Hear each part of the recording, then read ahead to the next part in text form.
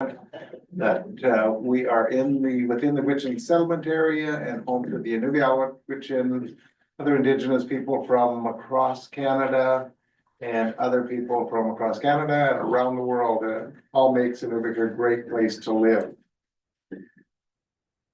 So item number 2, the adoption of the agenda for the hearing. Moved by Deputy Mayor Barlick, second by Councillor Lemieux.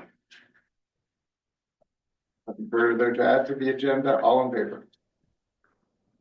Declaration of conflict or interest or pecuniary interest with, I guess, the cemetery. That's what the building's about. Maybe eventually we'll feel. Yeah, have an interest in the future, maybe, maybe not. All right, the hearing.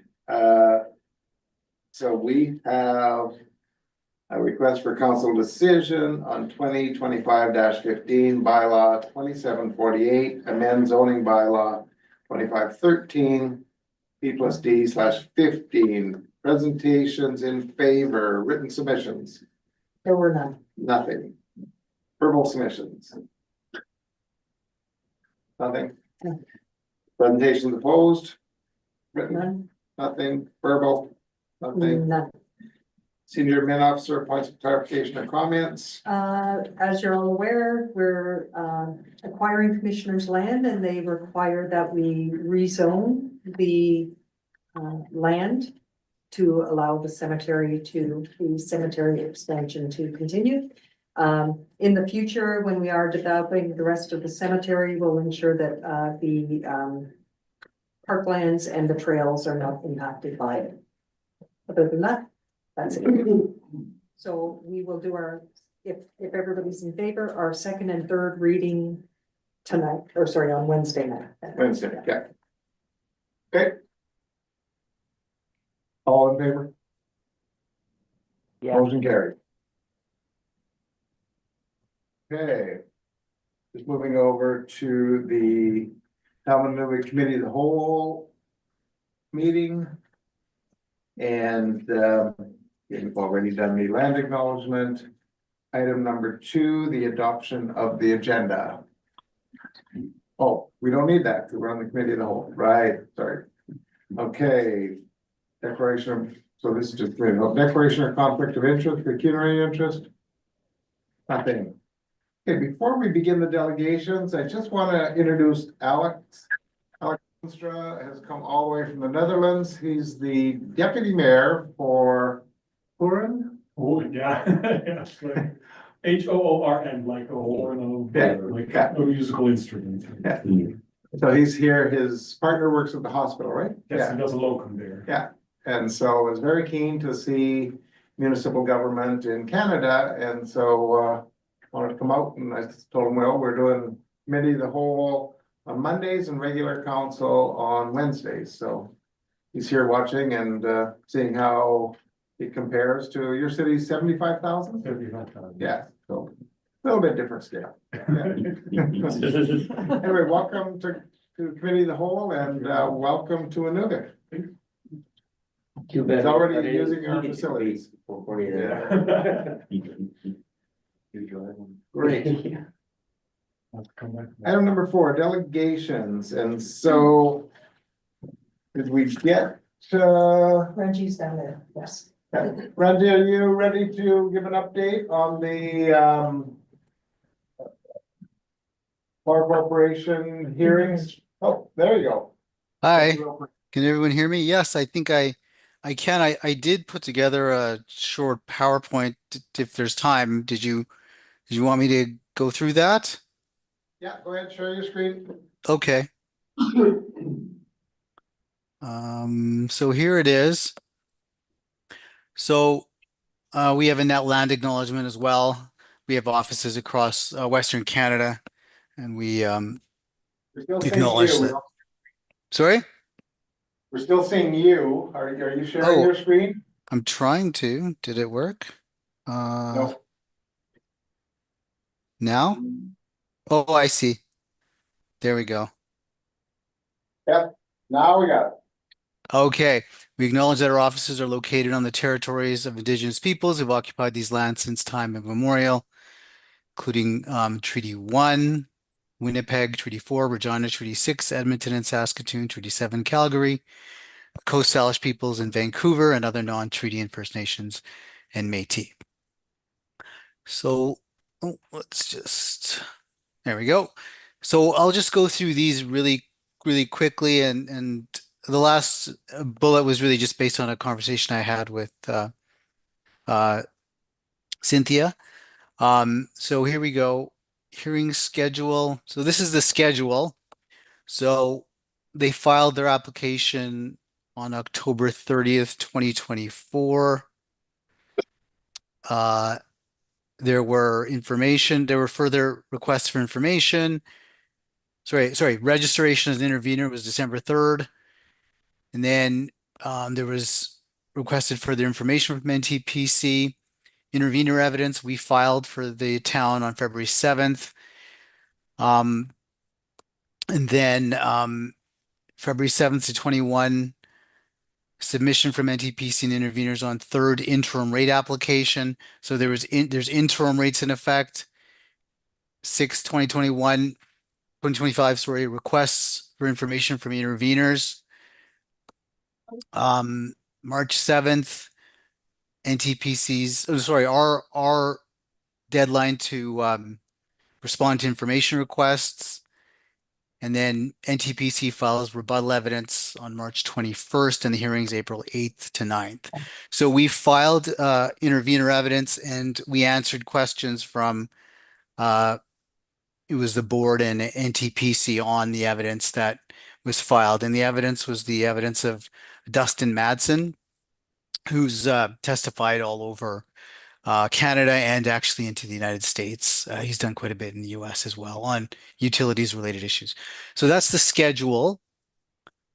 Now let's move on here. Oh, so these are the proposed rate increases that NTPC is proposing. So you'll see that what they're proposing here is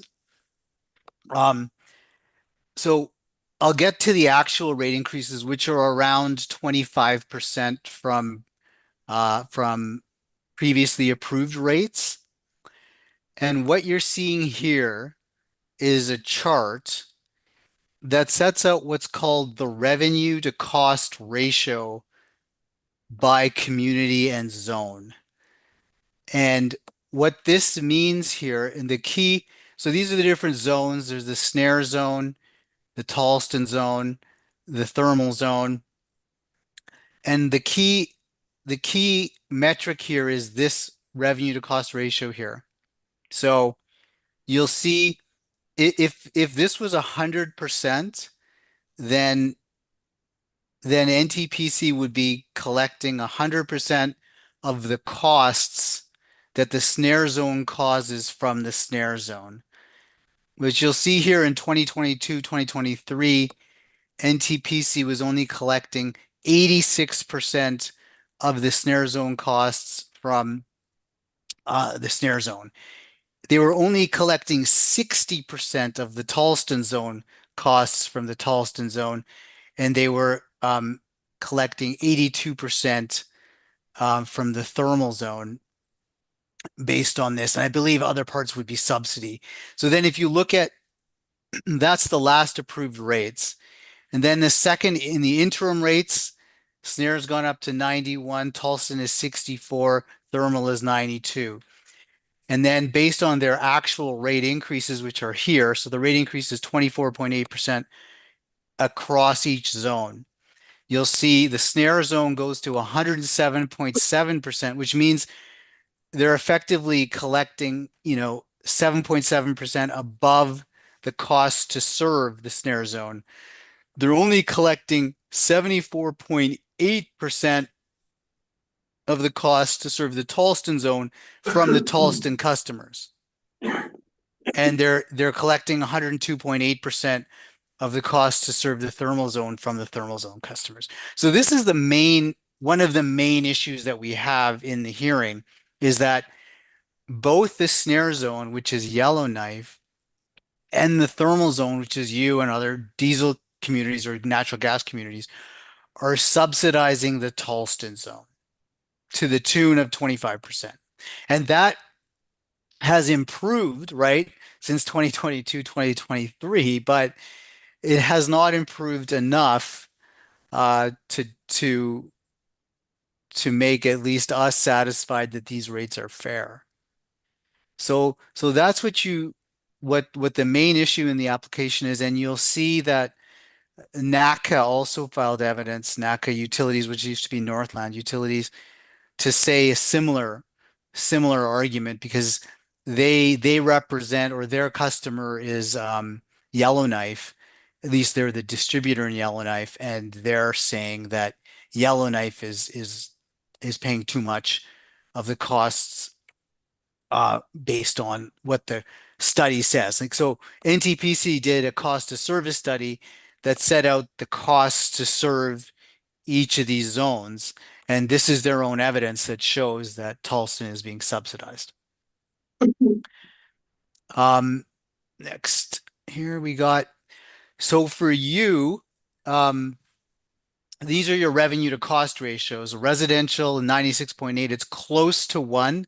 So they're close to recovering. There's a slight subsidy here to your residential customers, but general service you'll see is quite above their cost to serve. They're 107% of, so they're collecting 107% of the revenue to serve the general service rate class, 116 for street lighting, and your total is 102.8 as I mentioned. Here's here's the, oh, this might be kind of a bit, let me see here. Oh, what did I do here? Oh, there we go. Okay. Looks like this is kind of cut off a bit here. I don't know why. Let me just see if I can, sorry about that. I'm having a bit of a technical issue here. Okay, well, I don't know what, this doesn't seem to have held here, but so these are the rate. Oh yeah, here they are. I'm sorry, this is all fine. So this just sets out the rate increase. You see, it's what they've done is they've increased rates 24.8 to about 25% across every customer class and every zone. Okay. And that might seem fair because it's an equal rate increase. But what you have to bear in mind here is that they're collecting less, than what's fair to collect from, say, from the Tallston zone in particular. So although their rates are going up by 24%, they probably should be going up by closer to 50%. And that's part of our evidence. Here, let me just that we've put forward. So to start with, we've asked for reductions in, just gonna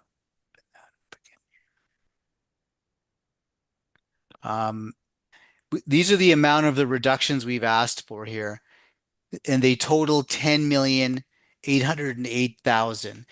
So we've asked for a 505,000 deduction to fuel costs, a 522,000 to hybrid board costs. This is the hybrid board for NTPC, to add some independent directors and those kinds of things. A management salary decrease of 183,000, an incentive payment to management of 158,000 at-risk pay. We've asked for a reduction in that. Overhaul and RID deferral of about 3 million.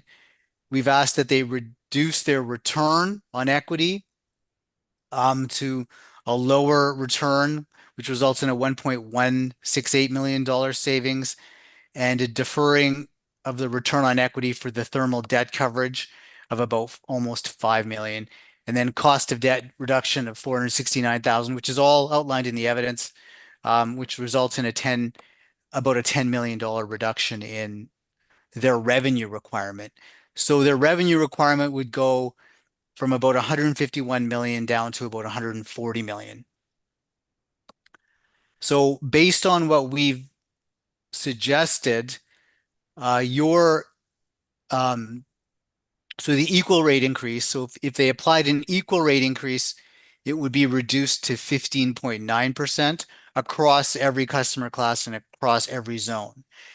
But we further recommended that they reallocate the revenue to cost ratios to be closer to one in each of the zones. And we didn't go and do that work because it would be a significant amount of work for our consultant, and we didn't think it was reasonable that he do all that work, and we've suggested that the board direct NTPC to do that because they can do it a lot more easily than us. And so we've basically recommended um, that that the Tallston zone bear a greater increase in the costs that are increasing because they have such a low revenue to cost ratio. In other words, all the other rate zones are subsidizing the Tallston zone. And we don't think that's fair, and that should be over time evened out. They won't do it in one application because it'll be such a significant increase, but that's part of it. There were a couple areas that I know I was asked to look at we didn't do it in evidence, but we can certainly look to probe this in cross-examination. One is the renewable energy and the impact that the wind and solar that you have or may have soon, um, how that impacts your fuel costs. And then the natural gas supply, some questions around that, which I'll have to talk to you a little bit more in detail around that, and the LNG. I did pull a schedule though out of the GRA that might be of some assistance. Um, this is the thermal zone, um, what's called this is kind of like the forecast of energy in megawatt hours. And it also shows the um, the source here, you'll see. And the source being, I don't know if that's big enough for you to see. I hope it is. If it isn't, No, just let me, it's not? Okay, I'll try and no, increase. Is that better? getting there. Okay, I'll try a little more here. How's that? Good. So Good. that's okay? Yeah? Okay. Yeah. So what this shows is they have taken into account some of these things, some of the additional generation. You'll see wind here, and they haven't broken this down by community. This is at a zone level. So you'll see wind is listed here now, and so is solar. So solar, you'll see, it was here in 2021, 2022, this is the actuals.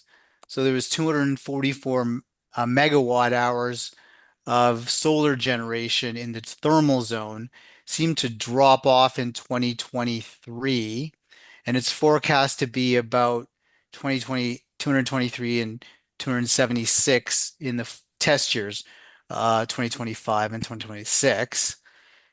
As well, wind generation you'll see wasn't in these earlier years up to 2023, except in 2023, 2024, there was an actual number. It looks like it's a partial year, 2,829 megawatts hours. And then they're forecasting 7,500 and 10,000 in the test years. So you are seeing an increase in wind generation. I don't know where that is. It's not broken down. We could ask that though in cross-examination. You'll also see here, if you look at, say, diesel, that's diesel efficiency. Here's diesel liters, and that's the actual in 2021. That's the actual in 2023. So you see actually a decrease of 1,000 there. And then they're forecasting a reduction here as well for the test years in diesel generation. And the same, and then for natural gas, you'll see the actuals were quite low in 2021 compared to forecast. But then you'll see an increase in 2023, and they are forecasting a reduction in cubic meters of gas used over the test years. And I assume that's partly due to the wind and solar generation, and but it's not granularized to each community. So that's certainly something we can ask about. Inuvik's the only community on natural gas and the only community that has wind power. Okay, well then that's a then this would all be related to uh Yeah, your supply. yeah, it's a 4 megawatt wind tower and we're just getting it going in 23, 24, and then 24, 25 operated all year long for the most part, and Okay, then, that makes yeah. sense. So that is there uh in the forecast. Whether that's, reasonable, and maybe we can ask why it would be so different. Like there's a 25% difference here between, I is think it fully part of that, operational now or no? yeah, but part of that reason is probably the battery storage. They've just recently put in the battery storage that they had for. So Okay. that's probably why they'll be able to use more now. Because it can, Okay. at 4 megawatts, it can provide almost all of the power for a Nuvik if it's not dealing with peak load. But they've Okay. got no means, or they had no means to storing it, but I think they've got the batteries in place Hmm. now. Okay. Yeah. So so that explains that. And the other variable here is the price, which isn't in this spreadsheet. It is in the application, but the prices for diesel and natural gas have gone up by something like 40%. And I think we've asked for a reduction in some of that in our evidence, but I think that's what they're forecasting for the test years, which explains this. Now we can probe that a little bit better in cross-examination, but that gives you a pretty good idea of what uh, where we're at in the application. So that's really all I had for my short presentation. If there are any questions, I'm happy to ask them, or if you want me to go over something again that wasn't clear, I'm happy to do my best to try to answer those questions. Questions from council? Any clarifications on anything? So we're hoping by providing the evidence that we have, and because we're probably per capita the most green community with the wind and the solar that we Yeah. have, that can be negotiated as a price reduction, similar to what Charleston gets for being a hydro dam. So we'll see. They haven't done that in the past. We're all lumped into, everybody with a diesel generator is all lumped into the thermal zone. So Yeah, that's a good point. Are you really thermal is the question you're asking, right? well, especially when they're looking at the increases of wind up to, what's Hmm. that, 10 million And kilowatts, and yeah. yeah, megawatt hours is this is what this is in. Um, Seems to And they suggest that's just, 10,000 megawatt hours yeah, uh, they in just brought on 2025. 4,500 panels of solar were brought on last summer. So that should also boost the amount of solar that we're getting. But I also don't Yeah, know whether so the, the solar is fairly flat here. I don't know um We when haven't purchased whether power. that's taken into account. yeah, I'm not sure, but also it, and I don't know, maybe they don't show it. It doesn't reflect all the private solar that's been put into town. I think that's just the power corporation No, solar that's buying. I doubt it. I doubt they Yeah, would show that because they're showing their generation, not right. not self-gen. But that should theoretically offset their requirements for generation. Now, they still have all the fixed costs, which is something, you know, that all utilities will have. So they'll have the wires, they'll have the backup diesel, right? Because the wind isn't blowing all the time and the sun isn't shining all the time, although that storage should help if that's effective. Um, I don't know if they'd be able to, it's a good question. Would they be able to decommission some of the diesel plant? I don't know what the answer to that question is. And if Yeah, they especially did, yeah, forward. you know, Probably not. how reliable is that storage? Is it get, I mean, I don't know the answer to that.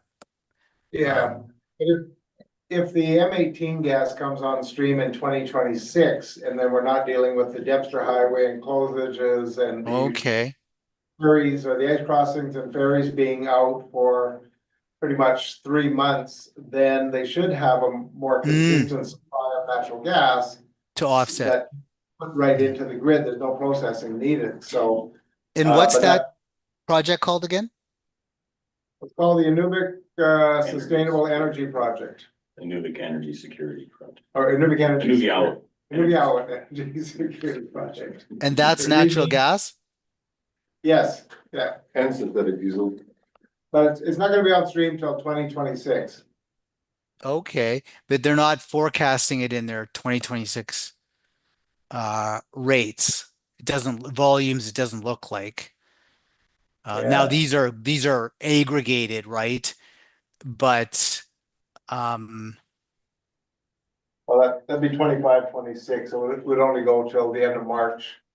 Or, uh I don't I I think they're on don't fiscal year. I think this is the full year 2026. I could be Oh, wrong. I could be wrong. I'd I have to think, double yeah, I check think that. they're on fiscal year, so April 1st to March 31st. But it Okay.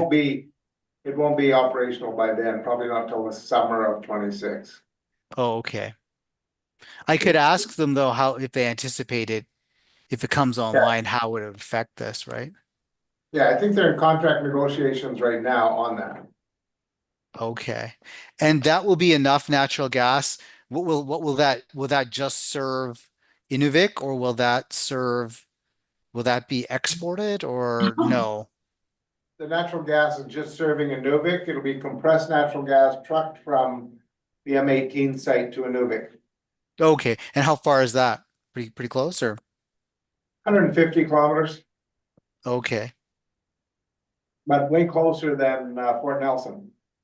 Yeah. Okay. Okay. At least 2.5 days, and if you're this week, then it's an additional 5 days because the Dempster's been closed. Right. Is the ice road, right? It's an ice road, right? Road through the mountains. Through the mountains. Okay. Yeah, there are a couple crossings though, and this reminded me of the question I kind of had in my mind, because I saw in there, they were looking at upgrading their liquefied natural gas storage. But once you bring on M18, do they actually really need to do that as much? Because Oh, right. they're not going to account for ice road closures and ice road development and ferry closures. Yeah. Because they could bring in a pretty steady supply from close by, I assume they're trying to build it to account for possible detentions and closures on the Dempster, but if they're getting it supplied by the Oh, I see. ITA. It's a good question. Yeah. That's a capital cost that I'm assuming would be transferred on to ratepayers, and if they don't need to Yeah. do it. It absolutely would be. Yeah. So you'd be saying that's a really good point that, do they need this new storage facility for LNG that I believe they've forecast as a capital. If I can, yeah, here it is. Third Inuvik LNG storage tank upgrade, 1.6 million capital addition in 23-24. And it looks like they're looking at contributing $736,000. That was in 23, 24, and then Yeah. there an additional 878. What? Yeah, no additional 1.2 million with government contributions of 878,000 and a net capital addition for them of 736,000. But I think that's already been spent. I don't believe so. I believe this is, That was unless I'm wrong. 23, 24. I thought that might be, I could be wrong. Let's just take a look. Yeah, Um, because there's 3 towers there now. I think they spent that money. It says the corporation is proposing to purchase and install a third liquefied natural gas storage tank, augmenting the 2 LNG. So the way at least the way I'm looking at this is they said that the business case for this project was included in 2022, 2023, but I don't think they did it. Well, we could clarify that. Yeah. And see what that plan is. Sometimes I can do that. Let me just take a look and see here. Okay, Okay. thanks, Randy. Any further questions from council? Do we know how close they are Counselor, to, oh, sorry, oh. Do we know how close they are, or have they come down to a dollar figure and what it's gonna cost them for the fuel? Uh, The presentation from Trevor Belaski in the end of February. They don't know exactly yet. They're estimating somewhere between 20 and 40%. Yeah. That's what we've, they are anticipating something like that, 20 to 40%. I recall the 40 in the forecast of the Yeah, prices. a reduction in the natural gas cost Of up to 40. coming out of the M18. Okay, so is that being calculated into this Well, price that's- change? I don't think so. So like, I mean. Yeah. Maybe we should wait until they get that deal before they touch any of these rates, so that. Well, right now it Make doesn't, sense, right? it doesn't matter because they don't include our costs. We're just lumped Yeah. in. So they're not Well, looking at the reduction of wind or solar or anything. So, But isn't that the argument we're making Yeah. now, though?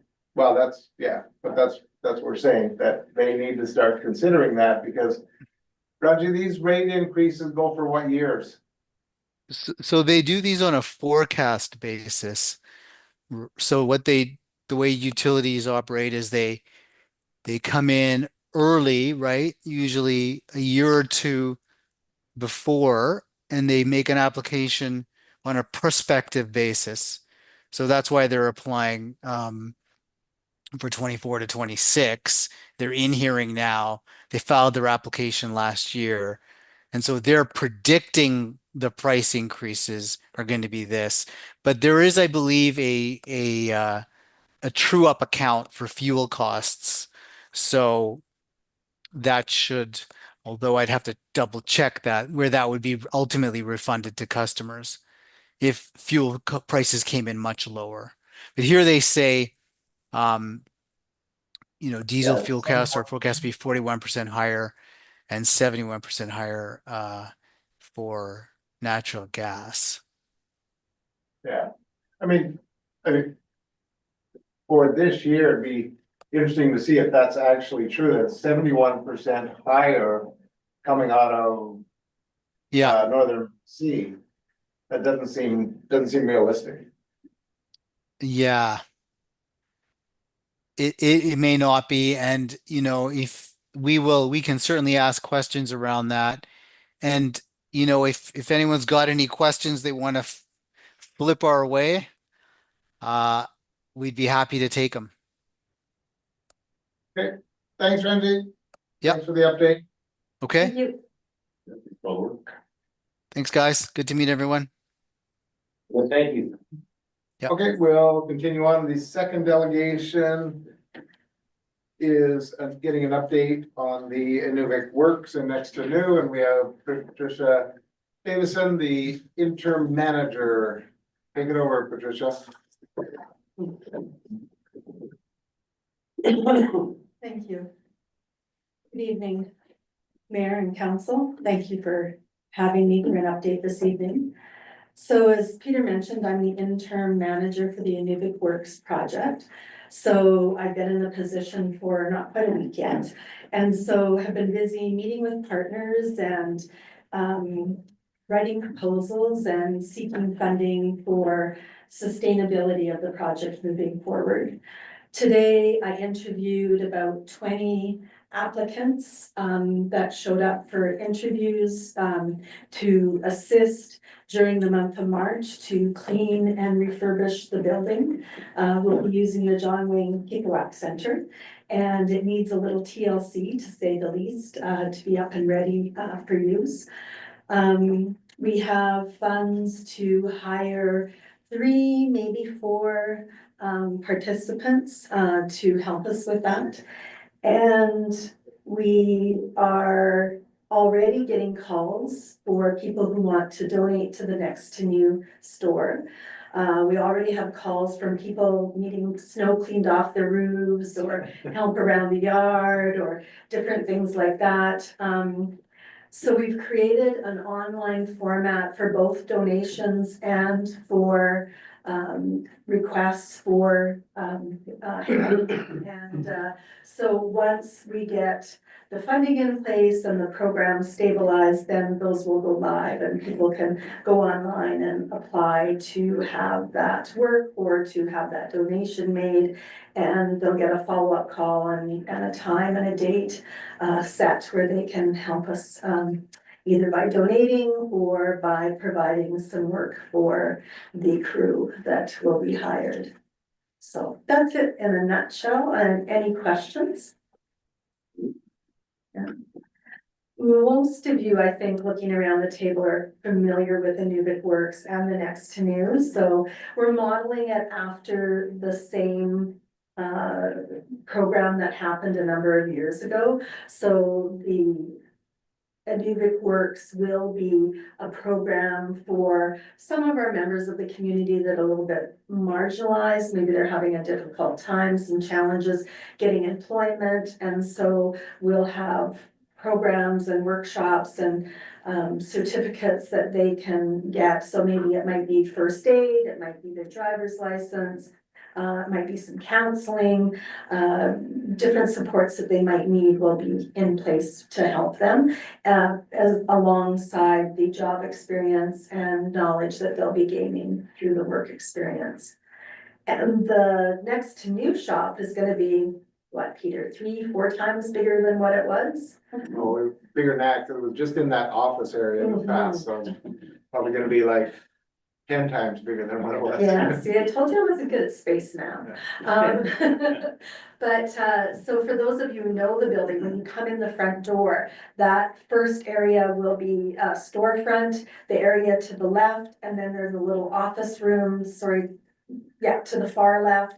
And all of that will be Next to New storefront. And so we'll be able to take a lot of donations and have a lot of items going through the store. And the community is so excited. Everybody who's talked to me, whether it's potential funders or partners or people on the street or the people who are applying for the positions, everybody's really excited and really wanting the program back. So I've had a lot of fun with it, talking to people and organizing and writing proposals. It's kind of my thing. So it's been a lot of fun doing that. And I look forward to doing that till the end of March, where our funding is done that we're using right now. Yeah. Any other questions for me? Sure. Councilor McDonald? Yeah, just the work that's gonna be done by the program, I'm not that familiar, but in the past, I thought it was a lot of town cleanup, that sort of thing, but you're saying that people are calling like individuals, is that the policy or where does that end sort of thing? Yeah, so it's small things like elders wanting snow shoveled off their roofs, like if they're getting to the point where they're not feeling comfortable going up on their roof and shoveling off snow.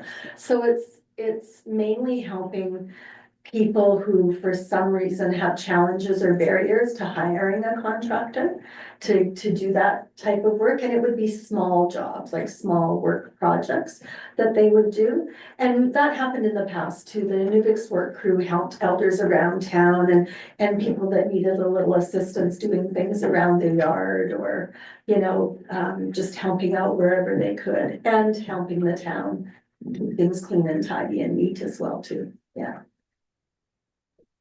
Yeah, they helped a lot in the past with setting up for Indigenous Day or Nubiala Day or Witchin Day. But a lot of the time was spent helping the town set up different things or cleaning up different things or whatever the need was. There was no shortage of work to do. And the manager kind of managed all that as requests were coming in, and then the foreman and the workers would come in each morning and kind of get their work list and off they would go. And then this time, because the Inuvik Works is, the next to new is so much bigger, then we'd probably have at least one employee that would just be doing next to new. And we've kind of set up March so that if for some reason, which I don't think it will, because the interest is huge on people interested in helping fund the whole program. But if something did go south and we didn't get the funding, then at least we would have set up the next to new, and then we'd look at volunteers just to be able to open that up a couple days a week, and people would have a place to donate things. And then we could also feed stuff out to the nearby communities so that they could get some of the clothing and goods also, so.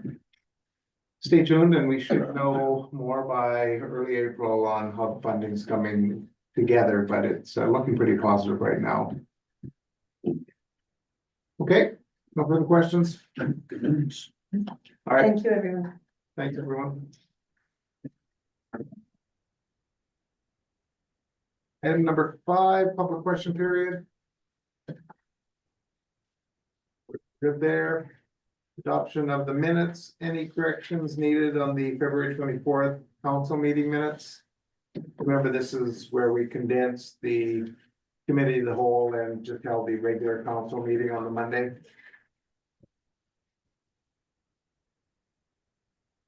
Changes needed in the minutes. Action items. We covered the first 2, just an action item on number 3. We're gonna have a boat launch meeting on Thursday. Gonna say Councillor McDonald, if you're also available, I think you're on the infrastructure committee. If you want to come to that meeting, that'll be noon on Thursday. You're on. Oh, yeah, I'll try to. Yeah. It's a lunch meeting, so it goes to. We're meeting here or? Yeah. Land acquisition and development. So just briefly on that, I spoke with Lands and Maka with regard to that process. And what they have suggested that we do is take a look at the commissioner's land within the town boundaries, determine what land we would like to acquire in bulk, and then that will go back to them. The GNWT will also consider those lands and what they may need for the future. So it'll be a little bit of negotiation. We might want it, but they might have a need for it as well. The other thing to consider is that if we were to get it, if we were to get it and to acquire it and it is now owned by us, then we would have to get all of the land we want surveyed. And I did ask about the air survey to try to see if we could, they said no, it has to be somebody on the ground doing that. So that is a consideration for us. It was also suggested that the land we want to acquire, we can also lease it and do like a 5-year or 10-year plan. Let's lease this land now for community planning and community use. And then as we want to acquire it, to own it, then we look at surveying over the course of a number of years to help our costs, to keep our costs down, but to also kind of lease it as a placeholder for our own development. And then if we want to develop a particular piece of land, then we acquire it. So right now it's in its infancy. They're aware that we do want to do it. There are a couple of other communities in the Northwest Territories that are asking and are in the process as well. Yellowknife being one, and Yellowknife is kind of the canary in the mine to figure out what kind of lessons learned they can have from that negotiation. And that's where it is right now. So what I'm proposing is our next set of council meetings at the the end of March, that I present the map to you a little bit more readable. Maybe I'll even highlight it for Councillor McDonald with, a pen here, with an arrow. Because I find that the one on Atlas is a little hard to read, so I'll try to highlight it a little bit more. We can work with the Atlas map and show you what land potentially we could be acquiring as a bulk land transfer. So a couple of things. One, we need to figure out the land. We also need to figure out a use for it, because it's not just hoarding it, we're planning on doing something with it. So they would like to hear that proposal as well. And then determine whether or not we lease to start and then actually obtain it and own it. So that's what we've got right now, but we have to start with what land we're looking at. So I'll have a map for you next set of council meetings. Okay. Okay, thanks. Moving on, item number 8.1, request for council decision, tender award for playground assessment.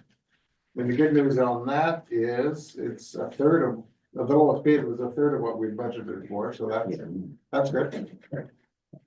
So we'll require a decision on that. Any questions on that? Okay. 9.1 is just the rezoning for what we had the hearing for. This will be second and third reading, I believe. That is correct. It'll be the second and Second, third. third reading, so that's just expansion of the cemetery. All right, information. Oh, we don't have department updates at this meeting, so information items. Just a recap of the NWTAC AGM. Myself, Councilor Gillis, and the SAO were in Yellowknife for the, well, I was there for the Bears and Chiefs boot camp, and then the actual, that was on the 26th, and then the AGM for the Association of Communities was 27th, 28th, and 1st of March. And it was quite good. Actually, I was pleasantly surprised on how good it was.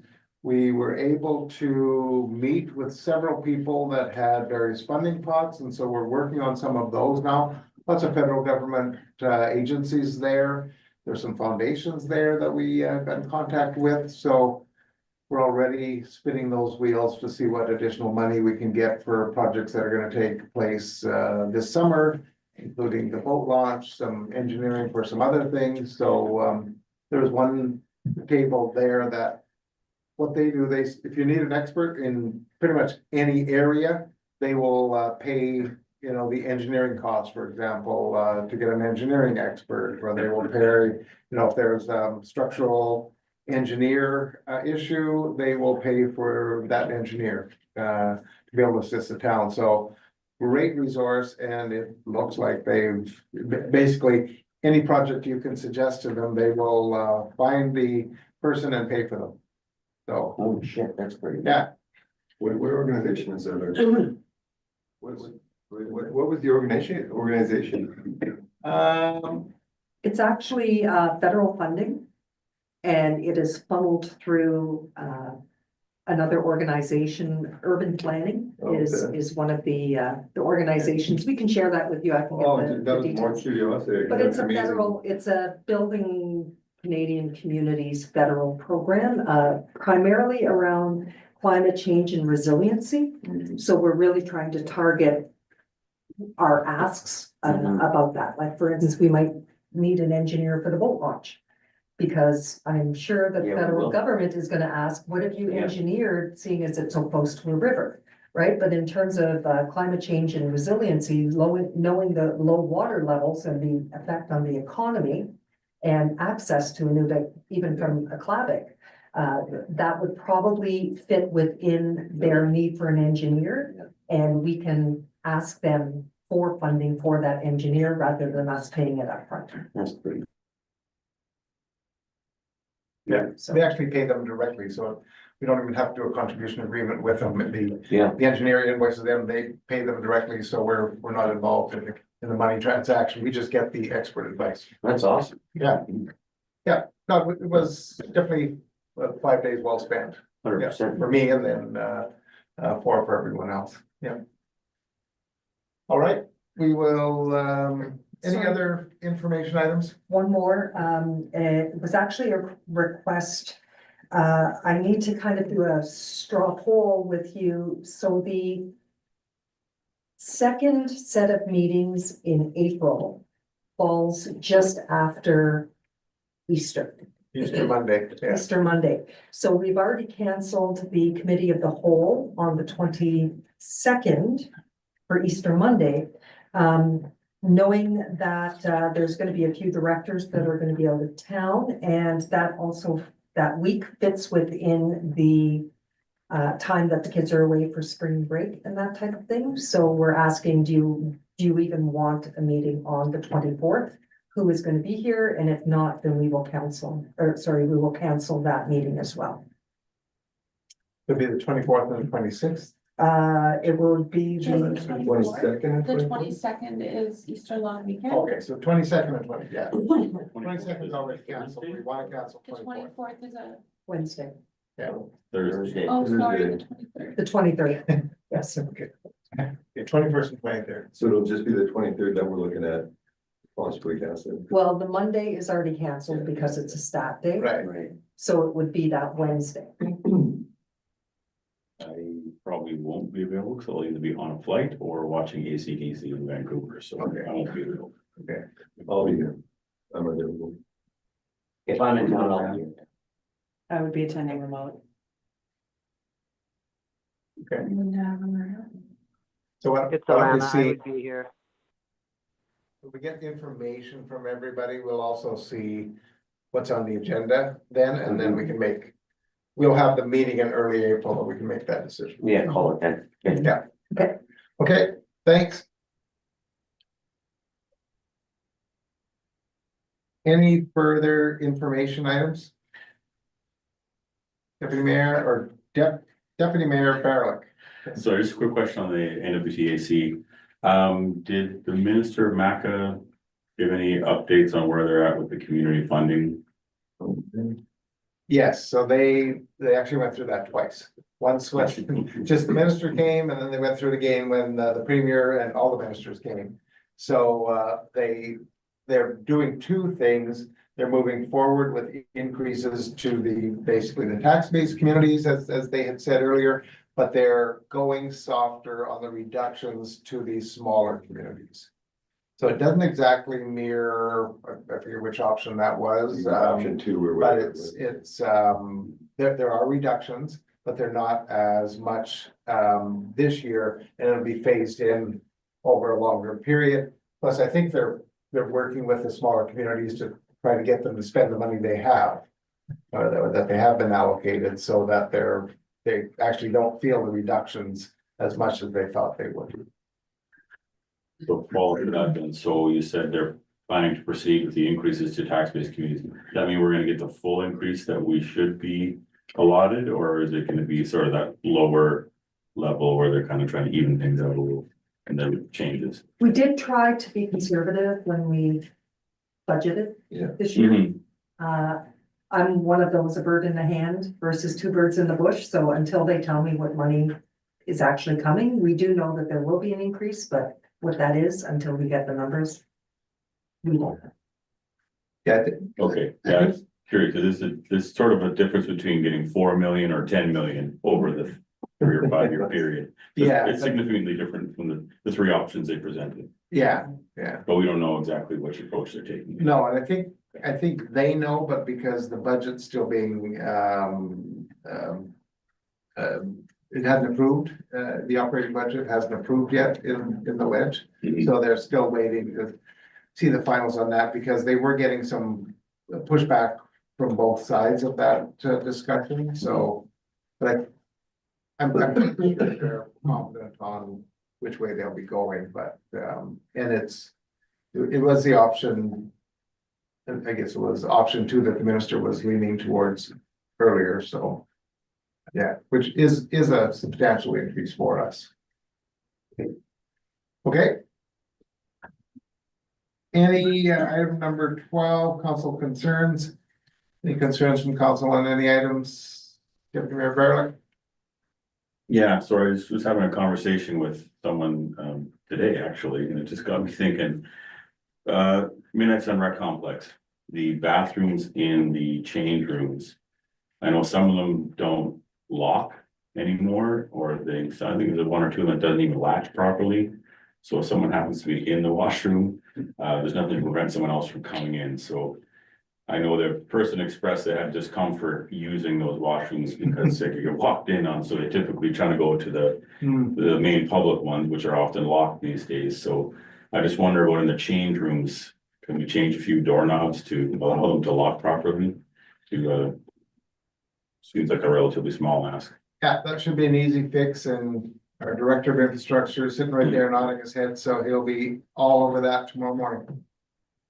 And we've got an excellent handyman now. We've hired John. And he's great. He's already fixed up all sorts of stuff, and yeah, he's Yeah. it was a good hire. This came up, so I thought I'd. Yeah. Put it Oh. forward, Some of those little issues are very important and easy fixes, and easy fixes. theoretically. Any further council concerns? Councilor Gillis and Merrill, nothing from you? No. Yeah. Okay, No, nothing We- from me. okay. We will be going in camera, so I guess we need a motion, even though it's, Motion to go in. Yeah. okay. Motion to go in camera. Moved by